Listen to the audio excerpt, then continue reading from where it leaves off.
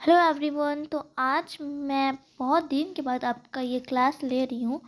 और हाँ, मैं कहना चाहती हूँ कि ये जो हम लोगों ने, आपको लग रहा होगा कि मैंने क्लास मतलब अध्याय 8 डायरेक्ट क्यों स्टार्ट कर दिया, अध्याय 7 मैंने क्यों नहीं करवाया।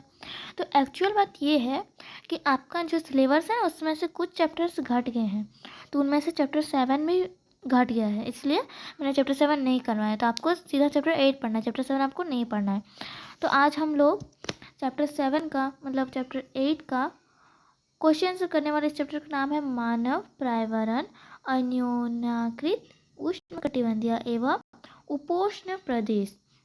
बहुत इंपॉर्टेंट चैप्टर है, बहुत ही दिलचस्प भी है। आप इसे एक बार जरूर पढ़ें, आपको बहुत अच्छा लगने वाला है। तो चलिए स्टार्ट करने देते हैं।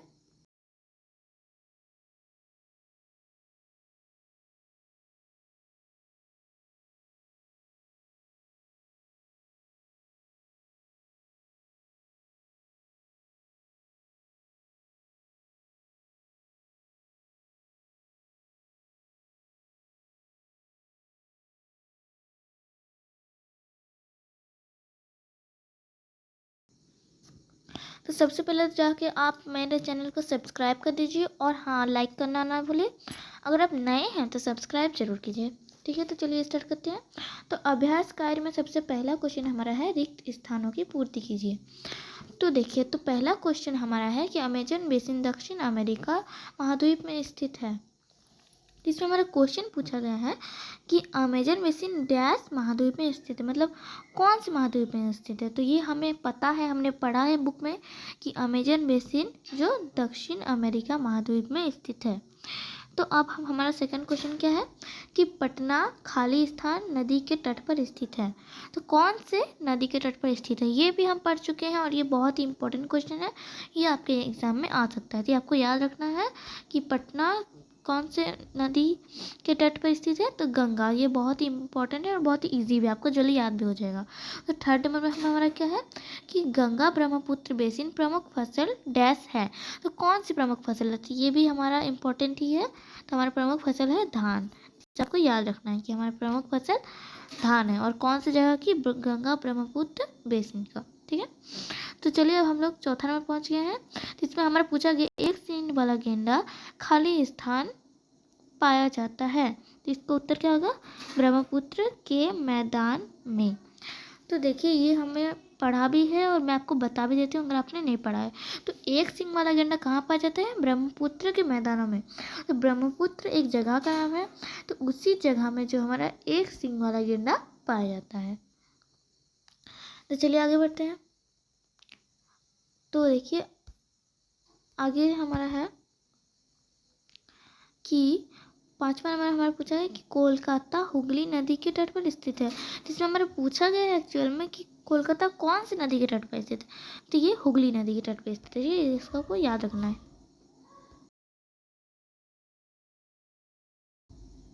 तो सेकंड नंबर क्वेश्चन हमारा है कि सही उत्तर लिखिए। तो सबसे पहले हमारा पूछा गया कि टुक्कन क्या है। टुक्कन क्या है, तो ये अब मैं आपको बता दूं कि टुक्कन एक तरह के चिड़िया का नाम है। तो आपको लग रहा होगा टुक्कन ये अजीब तरह का नाम है, तो ये किस चीज़ का नाम होगा।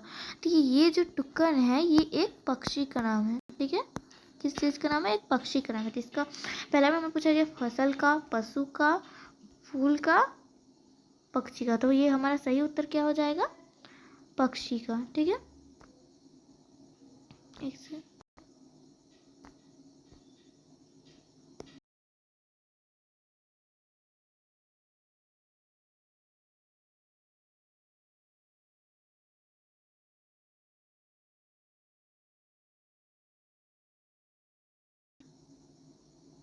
तो आप लोग अच्छे से टिक लगा सकते हैं, पक्षी।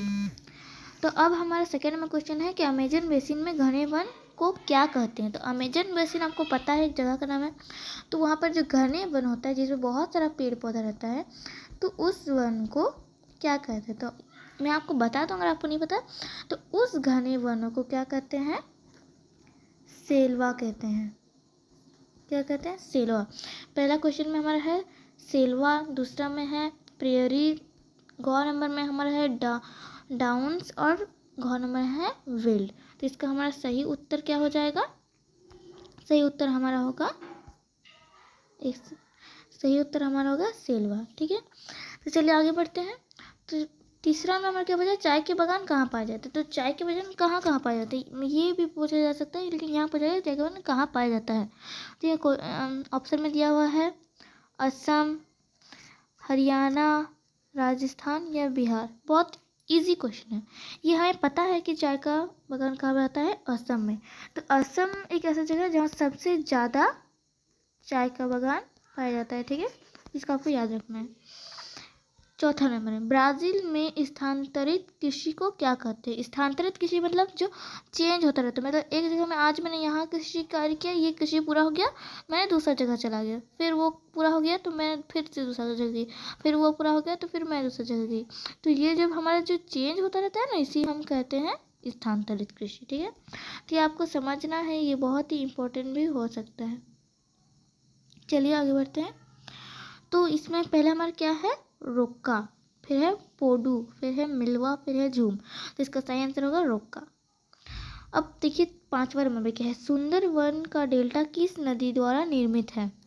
तो ये सुंदरवन का डेल्टा किस नदी द्वारा निर्मित है। ये पहला है गंगा ब्रह्मपुत्र, गंगा यमुना, यमुना ब्रह्मपुत्र, ब्रह्मपुत्र सिंह। तो इसका सही उत्तर होगा गंगा ब्रह्मपुत्र। ठीक है, तो इसका सही उत्तर आपको सब बाहर सारा पता चल गया। यहाँ पर टिक किया हुआ है तो मैं फिर से टिक करना दे देती हूँ, पक्षी, सेल्वा, असम, रोक्का, गंगा ब्रह्मपुत्र। चलिए आगे बढ़ते हैं। तो तीसरे नंबर में हमारे पूछा गया है नाम लिखो। ये कुछ क्वेश्चन दिए गए, उसका आपको नाम लिखना है। तो पहले में हमारा पूछा गया है, तो अमेजन बेसिन स्थित दो देशों का नाम बताइए। तो ब्राज़ील और पेरू, ये दो देश हैं जो अमेजन बेसिन में स्थित, मतलब अमेजन बेसिन में ये दोनों स्थित है। ठीक है, तो ऐसे और भी बहुत सारे आप कुछ भी लिख सकते हैं, बट मैंने ब्राज़ील और पेरू लिखा है। ठीक है, और आप चाहे तो इसको याद कीजिए, ये बहुत इंपॉर्टेंट क्वेश्चन है, आप याद कीजिए। तो चलिए आगे बढ़ते हैं सेकंड नंबर में। तो वर्षा वन पाए जाने वाले दो प्रदेश, तो असम और मेघालय। कौन से दो प्रदेश है, असम और मेघालय। देखिए मैं आपको एक और बार लिख के दे देती हूँ, ताकि अगर आपको नहीं दिख रहा है तो आप देख सके। असम और क्या है, मेघालय। एक्चुअली ये घ है, ओके, ध नहीं है, घ है, तो अब इसको समझ लीजिएगा। तो चलिए आगे बढ़ते हैं। आगे हमारा दिया गया है कि ब्रह्मपुत्र की दो सहायक नदियों को बताइए। तो दो सहायक नदी हमें बतानी है ब्रह्मपुत्र की। तो देखिए, तो ब्रह्मपुत्र की दो सहायक नदी के नाम लिखे। तो पहले हमने लिखा है यहाँ लोहित, दूसरा लिखा है दिबांग। तो देखिए ये भी बहुत इंपॉर्टेंट क्वेश्चन है, तो आप इसे भी याद कर लीजिए। मैंने लिखा है दिबांग और लोहित। ये देखिए मैं और एक बार करके लिख देती हूँ ताकि आपको समझ आए। लोहित, ये तो यहाँ है, ओके। चलिए इतना समझ आ गया आपको दो। चलिए तो आगे बढ़ते हैं। आगे हमारा जो है चौथा नंबर में पूछा गया है कि गंगा, एक सेकेंड, सॉरी, गंगा डेल्टा में पाए जाने वाले दो वृक्षों के नाम लिखे। तो हमने यहाँ लिखा है सुंदरी और बांस। मैं और एक बार लिख देती हूँ, सुंदरी और क्या, बांस। देखिए ये हमारा अच्छा राइटिंग नहीं हो रहा है, तो आपको समझ में आए तो आप इसको देख के ले सकते हैं, अथवा आप इसको भी देख के ले सकते हैं। तो चलिए ये हमारा ख़त्म हो गया, अब हम क्वेश्चन आंसर पे आते हैं। तो इसमें हमारा, एक सेकंड, ये हमारा एक और क्वेश्चन है। ठीक है, यहाँ आप देख सकते हैं, यहाँ हमारा पाँचवा नंबर एक और क्वेश्चन है। तो इस क्वेश्चन का क्या नाम है, गंगा ब्रह्मपुत्र बेसिन में स्थित चार प्रमुख पर्यटन स्थानों के नाम। तो हमने लिखा है यहाँ आगरा, पटना, गया, असम। बहुत इजी शब्द है, इसलिए मैंने यही शब्द चुना है आपके लिए, ताकि आप इसे जल्दी से लर्न कर सके, क्योंकि लर्न करना बहुत इंपॉर्टेंट। सामने है आपका एग्ज़ाम्स, तो मैं अगर आपको नहीं पता तो मैं आपको बता दूँ कि एग्ज़ाम्स आपके मार्च महीने से स्टार्ट होने वाला है, ओके। तो आप इस सब को याद कर लीजिए। चलिए तो फर्स्ट में हमारा क्या जो है, लघु उत्तरों का प्रश्न। तो पहला क्या है, गंगा ब्रह्मपुत्र के मैदानों में धान की खेती होती है, क्यों। सेकंड में क्या दिया है कि अमेजन बेसिन में वर्षा वन के कटने पर क्या प्रभाव पड़ा है। और तीसरा में हमारे अमेजन बेसिन में मानव जीवन कठिन है, किस कैसे। तो ये सब हम लिख रहे हैं, तो चलिए लिखते हैं।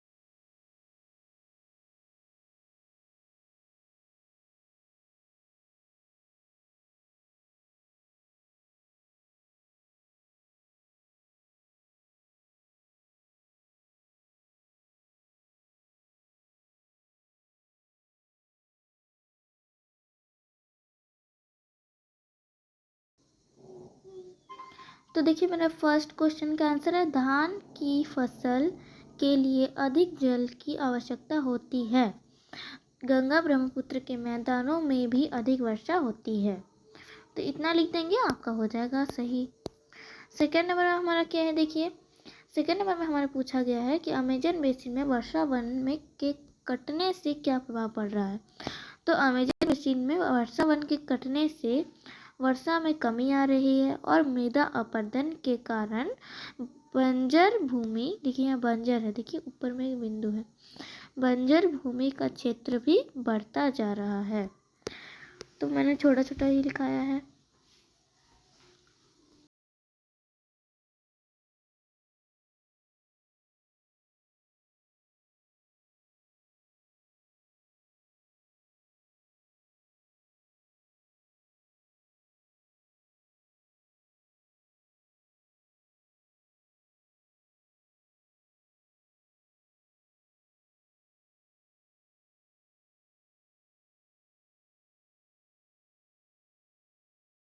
आगे बढ़ते हैं।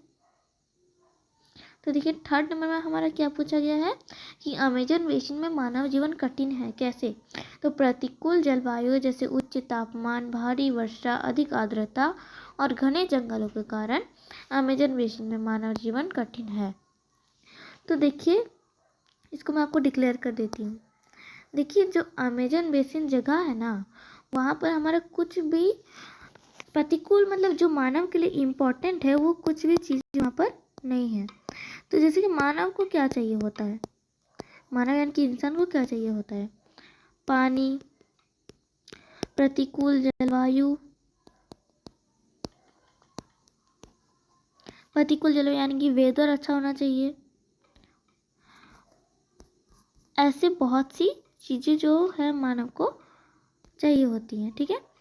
तो जो अमेजन बेसिन है, अमेजन बेसिन जो जगह है, वहाँ पर ऐसा कोई भी चीज़ नहीं उपलब्ध है, अच्छा से अच्छा चीज़ नहीं उपलब्ध है, ठीक है। अमेजन बेसिन में ऐसा कोई भी चीज़ उपलब्ध नहीं है, इसीलिए जो क्या होता है, वहाँ का जलवायु खराब है, मतलब वहाँ पर इंसान रहना नहीं चाहते। तो 5 नंबर बताया गया है, अंतर बताएं। तो फर्स्ट नंबर क्या है, सहायक नदी और वितरक नदी में अंतर बताना है। तो सहायक नदी वह छोटी नदी होती है जो मुख्य नदी के आकर मिलती है, मतलब जो सहायक नदी वो क्या होती है, वो मुख्य नदी में आकर मिलती है। जबकि वितरक नदी उस नदी को कहते हैं जो मुख्य नदी से निकलकर दूसरी दिशा में बहने लगती है। तो इसको मैं डिक्लेयर करती हूँ। देखिए जो सहायक नदी होती है वो बहती है, तो इस सोचिए हमारा है मुख्य नदी, यह सोच लीजिए हमारा मुख्य नदी है। तो मुख्य नदी, तो सहायक नदी क्या होती है, वो बह के दूसरी तरफ से आती है और मुख्य नदी में मिल जाती है, ठीक है। ये हमारी है सहायक नदी, ठीक है, ये मुख्य नदी में आके मिलती है। लेकिन जो हमारा वितरक नदी होता है वो मुख्य नदी से होकर बहती है, ठीक है, ये यहाँ से बह रही है लेकिन ये आके यहाँ पर मिल रही है, और सहायक नदी यहाँ पर मिल रही है। देखिए मैं समझा देती हूँ। ओके, देखिए सहायक नदी जो है वो यहाँ से बह कर जा रही है, बह रही है, और मुख्य नदी जो है हमारी, मतलब वितरक नदी जो है वो मुख्य नदी से होकर बह रही है, ठीक है। ये हमारी होगी, ये हमारा हो गया वितरक नदी। आप इतना समझ गए होंगे, तो चलिए आगे बढ़ते हैं। अब हमारा क्या है सेकेंड नंबर में, रेशम कीट पालन और कृषि, इन दोनों में अंतर बताना है। तो रेशम उत्पादन कृषि आधारित एक कुटीर उद्योग है जिसमें बड़ी मात्रा में रेशम प्राप्त करने के लिए रेशम कीट का पालना पेड़ों पर किया जाता है। जबकि कृषि कार्य में किसी उपजाऊ भूमि में फसलों को उगाया जाता है और उनकी नियमित सिंचाई करनी पड़ती है। फिर जब फसल पक कर तैयार हो जाते हैं तो उसको काट लिया जाता है। इतना हो गया। अब 6 नंबर में हमारा दिया हुआ है कारण बताएं, इसे करते हैं। तो देखिए 6 नंबर में हमारा पहला क्वेश्चन दिया हुआ है, गंगा ब्रह्मपुत्र बेसिन में घनी आबादी पाई जाती है, कारण बताएं क्यों पाई जाती है। तो गंगा ब्रह्मपुत्र बेसिन के मैदानों में प्रदेशों में अनुकूल परिस्थितियां जैसे कृषि, परिवहन, पेयजल, उपजाऊ मिट्टी इत्यादि मिलती हैं। इस कारण यहाँ घनी आबादी पाई जाती है। और देखिए सेकंड नंबर हमारा क्या है कि कर्तन एवं दहन कृषि में स्थानांतरित कृषि कहा जाता है। क्यों कहा जाता है कर्तन एवं दहन कृषि को स्थानांतरित कृषि क्यों कहा जाता है?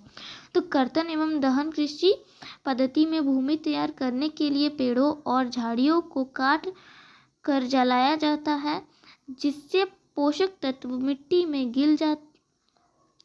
मिल जाते हैं। इस साफ भूमि पर कुछ वर्षों तक अच्छे से कृषि होती है, फिर पोषक तत्वों के अभाव के कारण इस टुकड़े को छोड़कर दूसरे भूखंड पर यही प्रक्रिया अपनाई जाती है। इस पद्धति में भी कृषि भूमि स्थानांतरित होती रहती है, इसीलिए इसे स्थानांतरित कृषि कहा जाता है। तो देखिए ये इतना बड़ा है, ज़्यादा बड़ा नहीं है, आप याद कर सकते हैं, लिख भी सकते हैं। 7 नंबर के देखिए इधर के उत्तर प्रश्न में फर्स्ट क्वेश्चन क्या है कि गंगा ब्रह्मपुत्र बेसिन में वनस्पति एवं वन्य जीवन का विश्लेषण कीजिए। तो गंगा ब्रह्मपुत्र बेसिन में के मैदानों में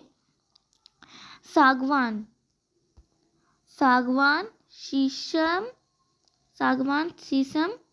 पीपल के साथ उष्णकटिबंधीय पर्णपाती पेड़ भी पाए जाते हैं।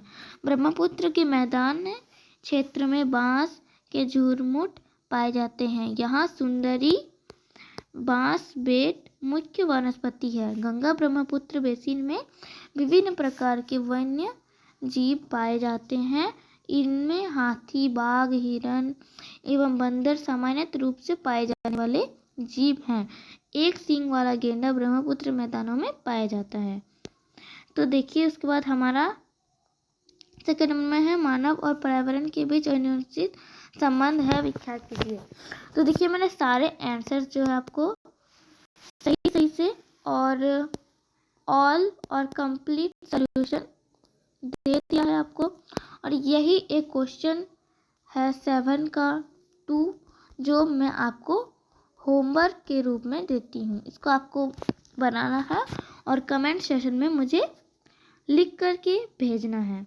और अगर वीडियो अच्छा लगा हो तो वीडियो को लाइक कीजिए और अपने फ्रेंड्स के साथ शेयर कीजिए और सब्सक्राइब करना ना भूलें। तो इतना काम कीजिए, मैं और वीडियोस बनाऊंगी। और इसके साथ साथ मैं आपको बता देना चाहती हूँ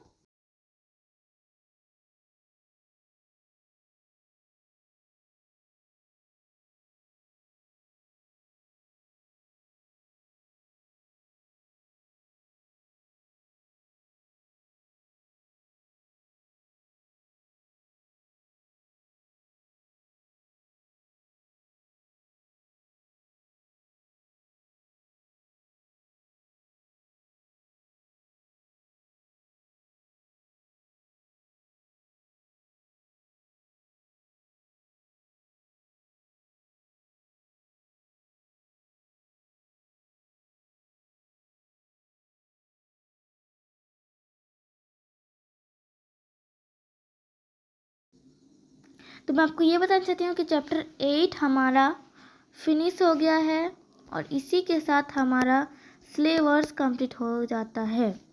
क्योंकि कैसे मैं आपको बता देती हूँ, क्योंकि जो पार्ट हमारा 9 जो है और 10 जो है ये हमारे सिलेबस में नहीं है।